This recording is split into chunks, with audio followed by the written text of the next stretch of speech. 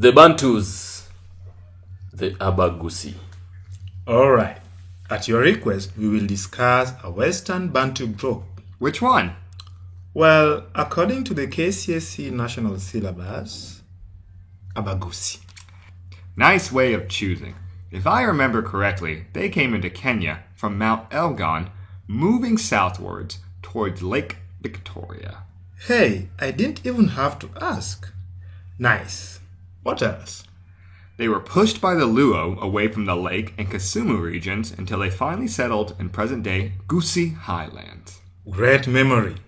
In the highlands, it was crowded with forest area and also had great soil for growing crops. Like bananas, millet, and vegetables? And let me guess, the men got rid of the trees and bush on the land while the women dug or tilled it up. The Kenyan staples, yes and yes. They had some cattle, goats, and sheep, but needed to hunt to ensure they had enough food. Meaning they had to make some tools to hunt with. Yes, blacksmiths were in the communities, mostly kept within a family line, making knives, simple farm tools, and spears, as well as arrows. The women made pots, baskets, and worked with some leather. And they traded with their neighbors, the Luo and Maasai? And the Kipsigis, although they also raided and were raided by neighbors as well.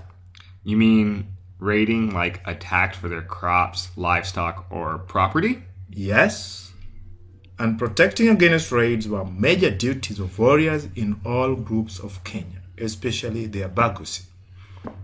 After circumcision, the males became junior warriors and stayed active in protecting the land until they were 40. They put their cattle into fenced areas or bomas called ebisarate to protect from the raids. For the Abagusii, the clans did war and raids independently of each other. So the clans were the basis of the group? Oh, that is yes. And the clans were made up of several different family homesteads. The clan as a whole had a totem or a symbol. For the Abagusii clans, it was usually an animal. What was the name of the clan leader? I mean, I am assuming there was one. Well, the minor problems were actually handled by the family themselves. But if there was a larger problem, such as murder or stealing, the ruling went to the clan's group of elders. So they didn't have a leader. I didn't say that. Their clan leader was called Omogambi and mostly did rituals like sacrifices and other community events. He was the first to prepare the land, plant seeds, and harvest crops. No one else could do this before he did.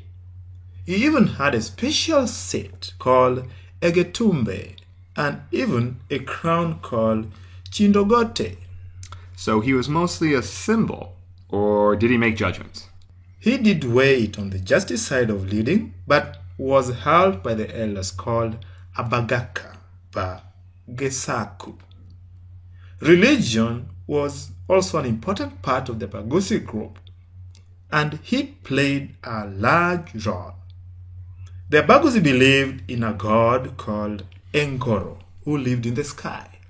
If their god lived in the sky, then the sun must have been a great figure in their life. Just like the Ameru? Great memory. Yes, the sun, which is called Erioba, and was prayed to through their ancestors' spirits known as Ebirecha.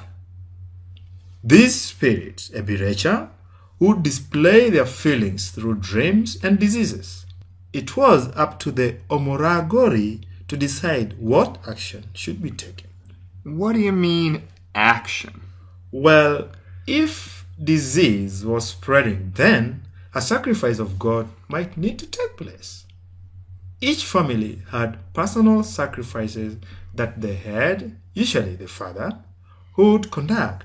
But if it was a whole clan affair, such as circumcision or prayer for a good harvest, then the clan leader, Omogambi, performed the action. Wow. That was a very detailed discussion, Dr. Griffin.